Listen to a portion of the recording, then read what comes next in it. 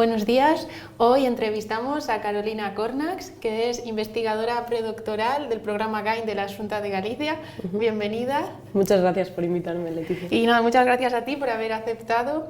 Y bueno, lo que me gusta preguntar a todos cuando les entrevisto es que me contéis un poco de qué va vuestro tema de investigación. Así que nos podrías contar un poquito de qué va tu tema de tesis. Pues yo intento hacer un análisis a través de la arqueología y de la cultura material del Cuerno de África, en el que pueda dilucidar si la llegada y expansión del Islam a la región cambia de alguna manera esa cultura materialidad y cambia también la serie de dinámicas político-sociales que se estaban dando en el Cuerno durante la Edad Media. ¿Y por qué el Cuerno de África? ¿Cómo es que has acabado estudiando el Cuerno de África? La verdad es que es la pregunta del millón, porque yo fui por primera vez a África, a Tanzania, que no es mi zona de estudio actualmente, hace bastantes años, hace creo que ya 5, y yo decidí en un punto de la carrera que quería hacer arqueología, y esa experiencia de estar en África me gustó tanto que quise como aunar esas dos cosas de trabajar en terreno en África y dedicarme a la arqueología, que es lo que me gusta. Sí, porque estás trabajando en un proyecto, en un ERC que está en África, ¿no? Con Jorge de Torres, si no me equivoco. En el proyecto State Home, sí. Eso es. ¿Y cómo es la experiencia de trabajar en un proyecto tan grande con tanta gente y bueno, y que está dando tan buenos resultados sobre la arqueología africana? Bueno, gracias, lo primero. Pues la verdad es que yo iba al principio con mucho miedo, porque justo por eso, porque es mucha gente que sabe mucho, es una ERC, es un proyecto muy grande, muy bien planteado, y yo no sabía muy bien en un principio qué estaba haciendo aquí si no tengo ni idea de nada, o no tenía ni idea de nada cuando empecé.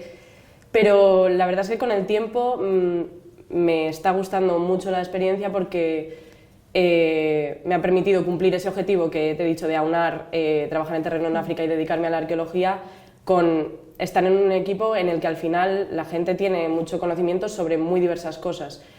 Conocimiento que quizá a mí en un principio me faltaba y que me ha permitido ir aprendiendo una cosa de cada persona del equipo. Así que eso es lo que más valoro a día de hoy. No, eso es muy interesante, porque además puedes aprender de mucha gente que tiene perfiles muy diferentes también, pero que todos trabajan sobre el mismo territorio.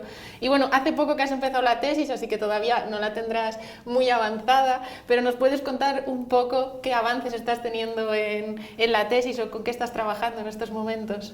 Pues mi tesis es por artículos, no es una tesis así al uso, y la planteamos con 3 artículos principales a los que luego vamos sumando ponencias, otros artículos para completar esa información, y de momento ya el año pasado dejamos entregado, ya hechas las revisiones y todo, pendiente de publicación, el primer artículo, que lo centramos sobre todo en lo que para mí es la prueba de cultura material más obvia de la llegada del Islam a una región, que son las mezquitas. Hicimos arqueología de la arquitectura con mezquitas y revisión del registro material. Y ahora mismo me estoy centrando más en tema funerario. Estoy intentando también analizar cómo la llegada y expansión del Islam cambia esa tipología funeraria o esa arquitectura funeraria del Cuerno de África. Y al final, como cambia mucho del contexto al que estamos acostumbrados cuando estudiamos, por ejemplo, un máster, que supongo que en tu caso, que lo has estudiado aquí en Galicia, tiene que cambiar mucho lo que tú aprendes en el máster con lo que luego ves allí en África. La realidad material es muy diferente, sobre todo a nivel de cerámicas, tienen que ser muy diferentes. ¿Cómo has hecho para formarte en tantas cosas tan diversas y que están tan alejadas de la realidad de aquí?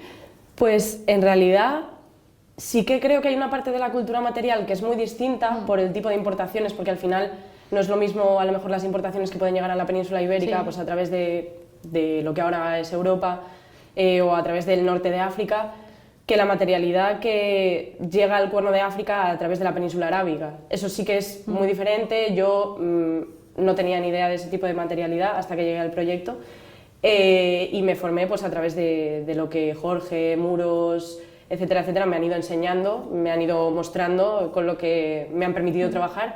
Pero luego sí que creo que hay una parte de la cultura material del Cuerno de África que sí que se puede parecer. La cerámica común de uso diario sí que creo que puede ser un poco parecida a alguna que podríamos encontrar en registros de la península ibérica. Y Creo que recientemente has estado allí excavando, ¿no? ¿Cómo ha ido la experiencia? ¿Nos puedes adelantar algo? Sí, a ver, sí, hemos vuelto hace mes y medio o así de Djibouti. Nosotros ahora mismo estamos trabajando tanto en Djibouti como en Etiopía y hacemos una campaña al año en cada sitio. Y nada, muy bien, la verdad. Hemos estado excavando una estructura que llamamos de compound, que son estructuras posiblemente habitacionales redondas que se conectan entre sí por un espacio público central, bueno, semipúblico porque es de la casa, pero... Y hemos estado excavando ese tipo de estructura y luego aparte yo para esto que te he contado del segundo artículo de mi tesis estuve haciendo un registro de parte de la necrópolis, porque es una necrópolis muy grande y no me dio tiempo. Entonces, bien, bien, la verdad es que buenos resultados y hemos cogido muestras también para datar semillas, sedimentos, etcétera, etcétera. Y también me ha gustado porque nunca había cogido sedimentos yo para analizar, así que guay, la verdad. No, pues muy interesante. Y a la hora de registrar los datos, tanto en tu tesis como cuando vais a campo, ¿usas las humanidades digitales en tu investigación? Tanto bases de datos, SIG, por ejemplo, o todavía no te has metido con estos temas digitales? Yo la verdad es que no utilizo mucho lo digital a día de hoy. No utilizo SIG, perdón, de momento porque no, la verdad es que es algo que me gustaría aprender pero que todavía no me he metido con ello. Y bases de datos utilizo las... más básicas, que son así Excel y tal, pero sí que tiro mucho de base de datos a la hora de registrar. Y luego, sobre todo, diría que las plataformas digitales que más utilizo serían para digitalizar dibujos y Inkscape, Corel, de ese tipo. Vale. No, sí, bueno, al final las herramientas digitales hay que utilizarlas, pero si no se saben utilizar no pasa nada. Pero me encantaría aprender.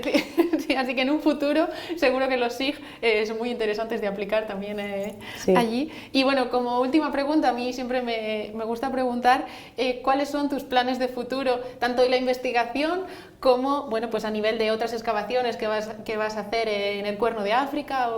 ¿Cómo se plantea el futuro de Carolina?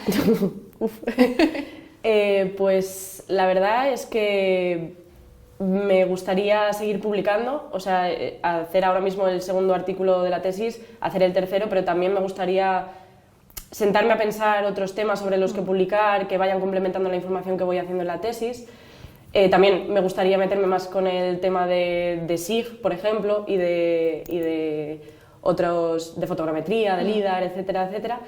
Y también, ahora mismo, ya te he dicho que estamos trabajando en Djibouti y en Etiopía y me gustaría, si en un futuro es posible, también meter un poco la cabeza en trabajar en Somalilandia también, que es una zona que el proyecto ha tenido siempre de estudio, pero a la que todavía no he tenido la posibilidad de ir y al final es la cultura material con la que más estoy trabajando en mi tesis y me gustaría verla pues, en vivo y en directo, así que espero que el futuro me deje ir.